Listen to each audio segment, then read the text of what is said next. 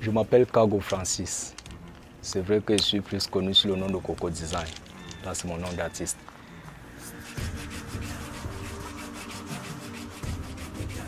Moi, je fais dans des accessoires de mode, dans des accessoires de décoration intérieure des maisons, des accessoires de cinéma aussi. Même comme mes produits ne sont pas encore connus par le grand public, parce que je travaille avec déjà des matériaux de récupération, comme vous pouvez le constater, c'est-à-dire des coques de noix de coco. J'ai pour mission de valoriser, n'est-ce pas, des matériaux locaux de chez nous. Des noix de palmiste, comme vous voyez ma chaîne, et d'autres matériaux, d'autres fruits qui sortent dans la brousse, parce qu'il faut dire que moi je cherche mes produits aussi dans la forêt. Donc déjà c'est ça. Moi je fais dans ce métier, ça fait pratiquement 12 ans.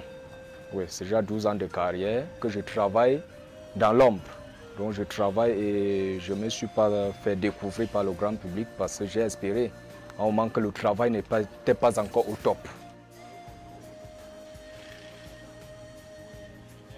Je pense déjà qu'il est temps pour moi de faire connaître le produit au public. J'estime que quand même, déjà à ce niveau, c'est assez bien fait, même quand je ne peux pas juger moi mes propres produits.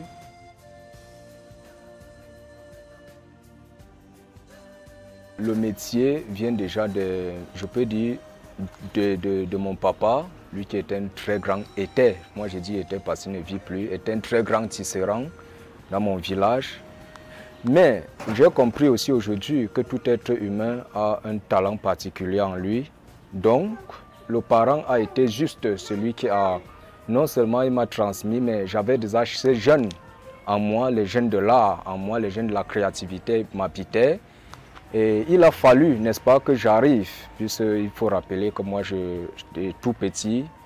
Moi, j'ai beaucoup fabriqué, n'est-ce pas, des choses avec du bambou déjà aussi, des petites voitures, des jouets pour les enfants.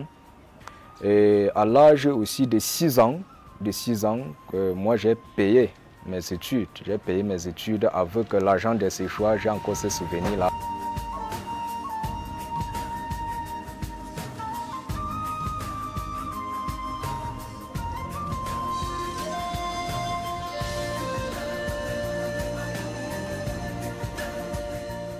Le but était de creuser, d'aller plus loin et de découvrir réellement ce qui habite dans la coque de noix de coco.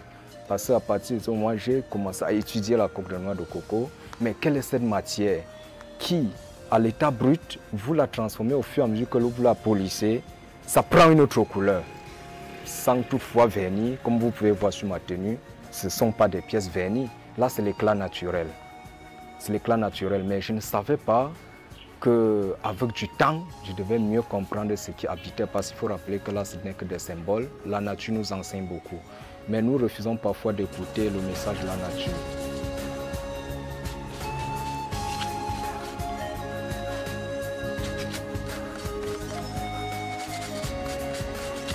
Je prends mes coquillages, parfois à la mer, à Limbe ou à Kribi. Donc, il y a des moments où je voyage, je pars chercher ces coquillages-là là-bas, pour venir confectionner mes bijoux, comme vous pouvez les constater. Et aussi, il faut rappeler que moi j'utilise aussi certaines perles de mil sauvage qui poussent exactement comme du maïs. J'ai fait une sémence ici. Bientôt ça va germer, ça va pousser, je vais récolter. Les créations, nous pouvons les utiliser comme des accessoires de cinéma, c'est-à-dire une tenue comme ce que je porte. On peut vous présenter aussi des masques pour des acteurs de cinéma. C'est-à-dire, moi, je suis concepteur, réalisateur des personnages. Donc, on peut réaliser des personnages, faire de la transformation, produire des acteurs assez différents. L'inspiration vient de Dieu.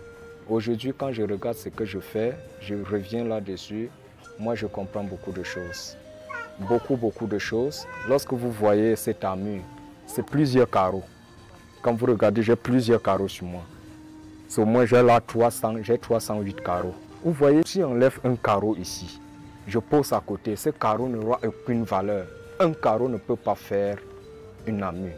Vous voyez un peu, un carreau ne peut pas faire un chapeau. Ça veut dire quoi? Un seul homme, aussi puissant, aussi fort, aussi intelligent, aussi sage, que vous êtes, vous ne pouvez pas rayonner tout seul. Vous ne pouvez rien construire de fort, de bon, de résistant tout seul. Vous êtes appelé à réunir d'autres hommes, d'autres carreaux autour de vous et construire quelque chose d'assez fort.